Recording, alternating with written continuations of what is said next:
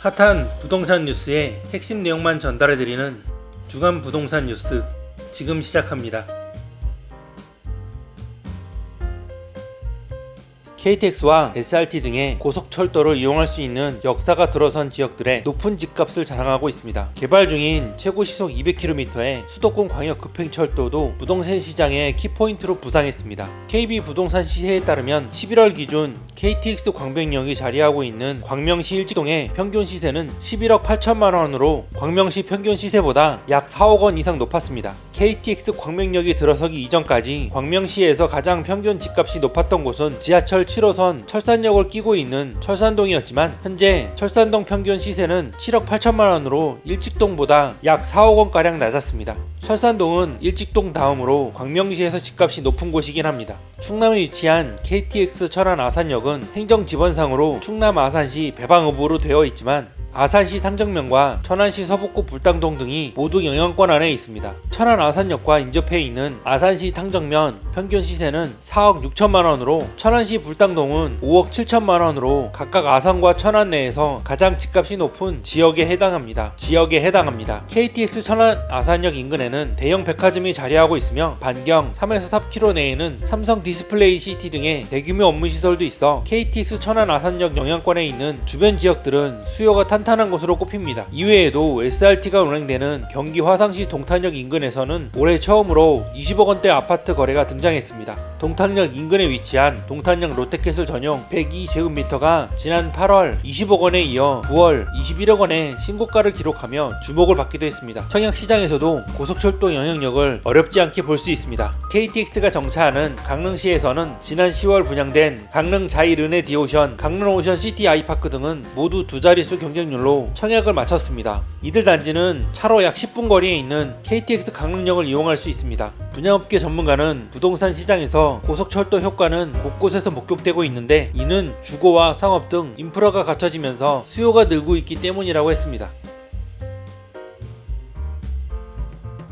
부산광역시 일대 최초로 소규모 주택정비관리지역 지정을 통한 통합시행 가로주택 정비사업이 추진되면서 얼어붙은 소규모 정비사업 시장에 훈풍을 불어넣을지 기대감이 높아지고 있습니다. 정비업계에 따르면 부산광역시 4호구 당리 1, 2구역과 괴정 2, 3구역 등 4개 가로주택 정비사업이 통합시행을 추진 중입니다. 가로주택 정비사업은 도시계획 도로 등으로 둘러싸인 1만 제곱미터 미만의 정형화된 구역에서 추진할 수 있습니다. 관리계획 승인, 고시가 이루어진 지역에서는 일정 요건을 갖춘 경우 2만 제곱 미만까지 가능합니다. 사업구역은 노후, 불량 건축물의 수가 전체 건축물의 3분의 2 이상이며 기존 주택의 수가 20가구 이상이어야 합니다. 구역 지정이나 추진위원회 설립 등 일부 절차가 생략돼 사업기간 단축과 사업비 절감 효과를 기대할 수 있습니다. 그러나 규모가 작은 만큼 사업성을 확보하기 어려워 사업이 난항을 겪는 사례도 많습니다. 이 같은 단점을 보완하기 위해 지난 21년 빈집 및 소규모 주택 정비에 관한 특례법 개정을 통해 일정 요건을 갖춘 소규모 주택 정비 관리 지역에서 서로 인접한 사업 시행 구역을 하나의 사업 시행 구역으로 통합해 추진할 수 있도록 했습니다.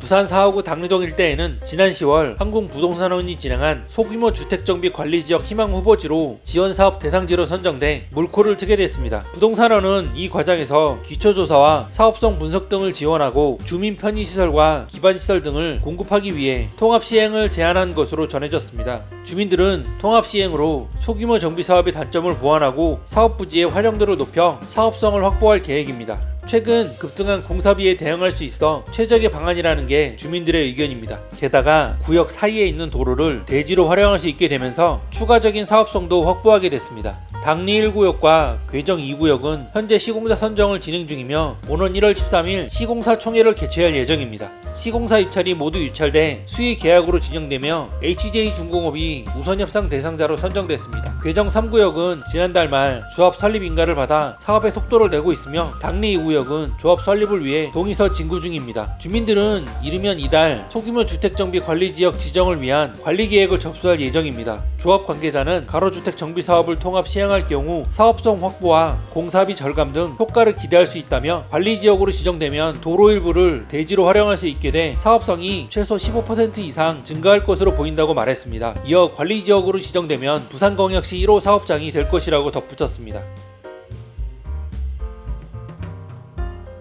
2025년부터 본격적인 아파트 공급 가뭄이 시작될 전망입니다. 올해에 3분의 2 수준으로 줄어들어 입주 절벽이 우려되는 상황입니다. 오는 2025년 전국에 총 24만 1785가구가 입주할 예정입니다. 올해와 비교해 12만 5850가구가 감소한 것으로 19만 9633가구로 기록한 2013년 이후 12년 만에 가장 적은 물량이 공급되는 셈입니다. 경기도가 가장 큰 폭으로 감소할 전망입니다. 경기도는 올해 연말까지 총 11만 3천 가구가 입주하는데 2년 후에는 6만 5천 가구로 4만 7천 가구가 감소합니다. 전국 총 감소량의 37%에 달하는 수치입니다. 특히 양주, 수원, 화성 등 세 지역에서만 2만 4천 가구가 줄어듭니다. 경기 전체 감소량의 절반은 차지하는 양입니다. 이 중 수원은 경기도에서 가장 많은 인구가 거주하는 만큼 입주 물량 감소가 시장에 큰 영향을 미칠 것으로 보입니다. 또한 대구, 인천이 2만 가구 이상 감소할 예정으로 경기의 뒤를 잇습니다. 부산, 충남도 1만 가구 이상 줄어들 예정입니다. 지난해 시작된 부동산 불황의 여파로 분양이 대폭 줄어든 것이 입주 물량 급감의 원인으로 분석됩니다. 실제로 2020년과 21년에는 7만 가구 이상이 전국에 일반 분양했으나 2022년에는 6만 가구로 전년 대비 1만 가구 이상 줄었습니다. 올해는 5만 가구도 미치지 못할 전망입니다. 반면 대전은 전국에서 가장 많은 7,476가구가 증가할 예정입니다. 올해 3,423가구로 29년 이후 14년 만에 가장 적은 물량이 입주했으나 지난해 말 분양한 둔산 더샵 엘리프, 지난 8월 분양한 둔산 자이 아이파크 등의 대단지가 2025년 입주를 예정하고 있어서입니다. 부동산 전문가는 시장 침체와 함께 부담을 느낀 시행사와 시공사들이 물량을 줄인 결과 내후년부터 입주 가뭄이 확실시되고 있다며 시장 분위기가 주춤한 지역의 경우 영향이 덜할 수 있겠으나 경기 수원 등 인구가 많고 시장 분위기가 양호한 지역에서는 새 아파트 쏠림 현상 등 공급 감소가 시장에 미치는 영향이 클 것이라고 예상되고 있습니다.